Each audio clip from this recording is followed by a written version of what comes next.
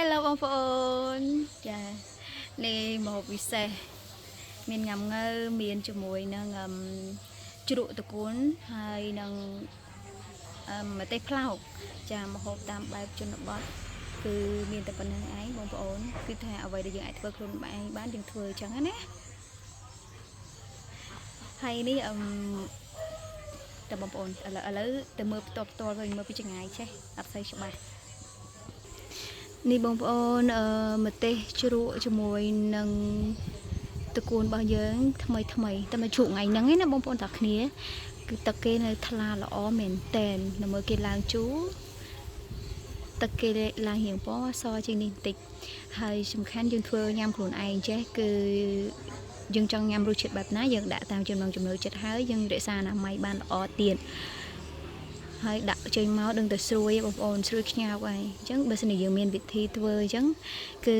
ធ្វើបានត្រូវតាមវិធីតាមក្បួនរបស់គេចេញមកគឺស្រួយឆ្ងាញ់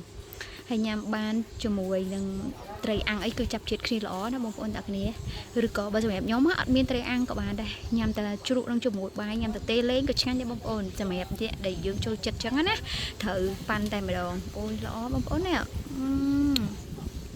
តែតំធ្វើថ្ងៃនេះអត់បានជួបានញ៉ាំទេអត់ញ៉ាំទេ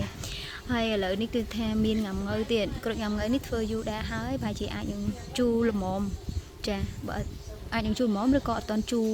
ខ្លាំងពេកទេអញ្ចឹងយើងធ្វើខ្លួនឯងនេះទឹកថ្លាបានល្អទៀតបងប្អូនពេលខ្លះយើងទិញមកពីផ្សារគឺពួកគាត់ធ្វើនិយាយទៅតាមអ្វីដែលគាត់ធ្វើតម្រូវសម្រាប់អតិថិជនអញ្ចឹងគឺគាត់ព្យាយាមធ្វើបានល្អហើយប៉ុន្តែគឺថាពេលខ្លះរសជាតិដែលមួយដែលយើងចង់បានហ្នឹងគឺវាអត់មានអញ្ចឹងណាអញ្ចឹងហើយគឺយើងអ្វីដែលអាចធ្វើខ្លួនឯងបានគឺយើងធ្វើអញ្ចឹងណាបងប្អូនទាំងអស់គ្នានេះគ្រឿងញ៉ាំងើគឺល្អមែនតើចាគ្រាប់ពណ៌អីគឺល្អ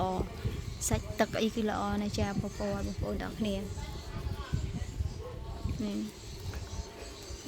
អញ្ចឹងយើងនៅតាមជនបទអ្វីដែលយើងអាចធ្វើខ្លួនឯងបានគឺយើងធ្វើទុកញ៉ាំនៅផ្ទះអញ្ចឹងណាបងប្អូន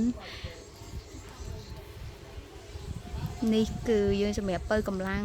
ញ៉ាំមួយទឹកឃ្មុំអីក៏បានដែរយើងទុកសម្រាប់សម្លស្លផ្សេងបងប្អូនដែលចូលចិត្តញ៉ាំហើយគឺត្រូវប៉ាន់តែម្ដងហើយជ្រក់នេះគឺយើងញ៉ាំបានគ្រប់ពេលគ្រប់វេលាណាបងប្អូនជ្រក់1គីឡូទុកនៅផ្ទះអញ្ចឹងទៅគឺអត់ខកបំណងទេចាអរគុណបងប្អូនដែលបានជួយទស្សនាវីដេអូនេះខ្ញុំបង្ហាញពីតែប៉ាត់ខ្ញុំអត់ទាន់បានបង្ហាញបងប្អូនពីការធ្វើជ្រក់ហើយនឹងញ៉ាំមើលទេខ្ញុំជឿជាក់បងប្អូនប្រកាសជាមានវិធីសាស្ត្រផ្សេងទៀតដើម្បីចែករំលែកអញ្ចឹងបើសិនជាអាចបងប្អូនអាចតម្លែក comment នៅក្នុងនេះថាបងប្អូនចង់ឃើញវិធីនៅក្នុងការធ្វើជ្រក់ឬក៏ធ្វើញ៉ាំងើអញ្ចឹងអរគុណបងប្អូនទាំងគ្នាសម្រាប់ទស្សនាវីដេអូជូនពរសំណាងល្អទាំងអស់គ្នាណា